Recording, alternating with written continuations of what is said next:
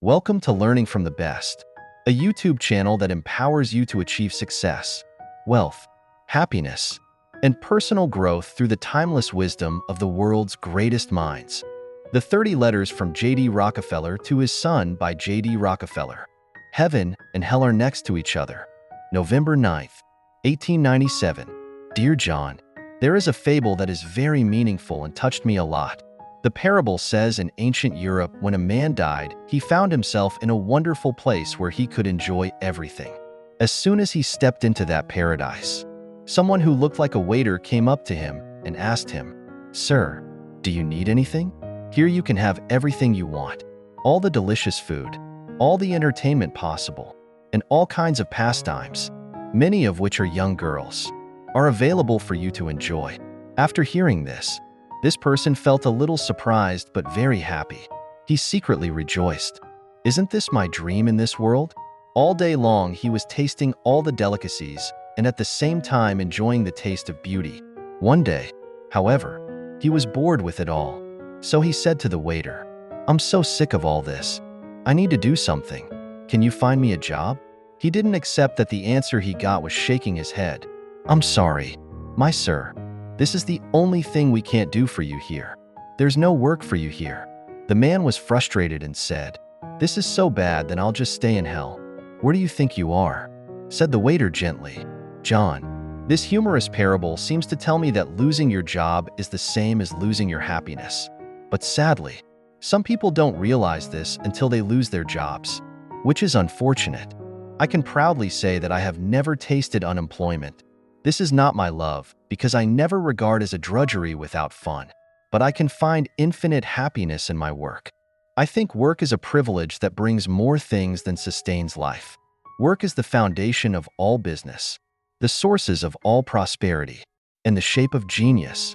Work enables a young man to do more than his parents, no matter how rich they are. Work expresses itself in the humblest of savings and lays the foundation for happiness. Work is the salt that adds the taste of life. But one must love it before work can give the greatest favor and achieve the greatest results. When I first entered the business world, I often heard that it takes a lot of sacrifice to climb to the top. However, as the years passed, I began to understand many people who were climbing to the top were not paying the price. They work hard because they really love their work. People who move up the ladder in any industry are fully committed to what they are doing and dedicated. The work you love to do naturally will be successful. Loving work is a belief. With this belief, we can heal the mountain of despair into a rock of hope.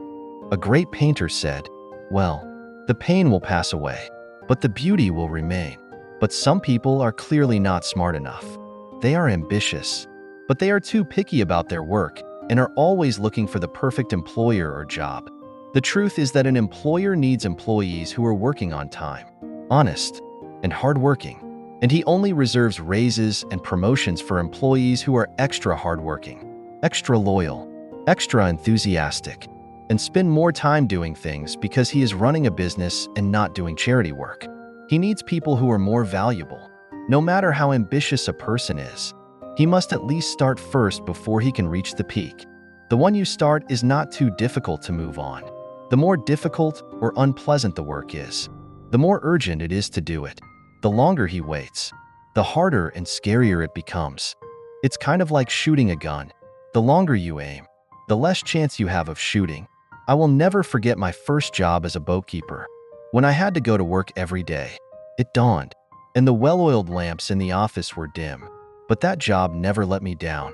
I wasn't bored, but fascinated and delighted. And not even all the red tape in the office could make me lose my enthusiasm for it. As a result, my employer kept giving me raises. Income is only a byproduct of your work. Do what you need to do, and do what you need to do well, and the ideal salary will definitely come. And more importantly, the highest reward for our labor is not what we get, but what we become. Those who are active minds don't work hard just to make money, and that keeps their passion for work going. It's more noble than just a desire to make money. They are engaged in a glamorous business. To be honest, I'm a careerist, and I wanted to be rich since I was a child. For me, Hewitt Tuttle, where I was employed, was a great place to hone my skills and give me a try. It sells all kinds of goods, owns an iron mine, and operates two technologies, the railroad and the telegraph, that revolutionized the American economy.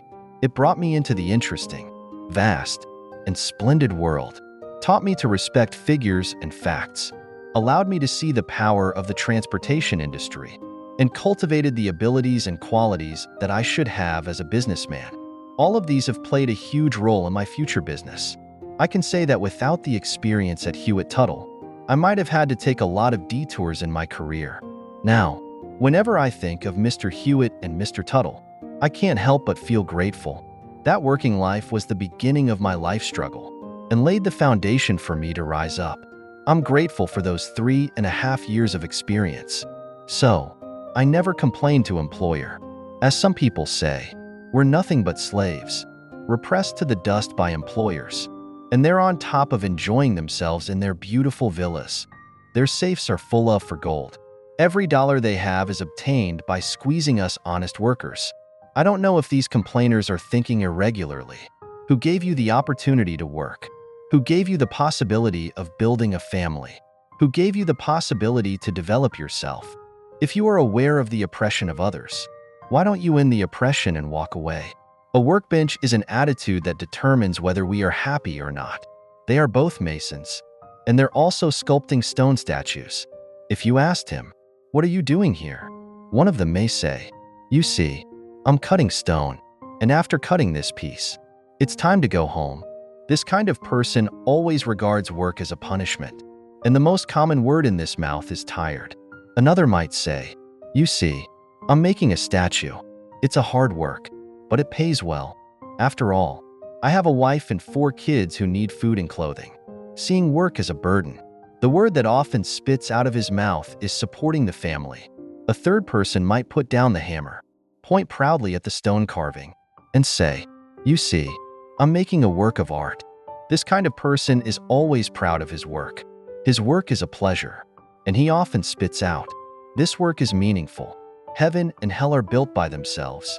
If you give meaning to your work, you will be happy. If you don't like doing it, anything simple becomes difficult, boring. And when you're yelling that the job is tiring, you'll feel exhausted if you don't put in the effort. And vice versa. That's the way it is. John, if you see work as a pleasure, life is heaven.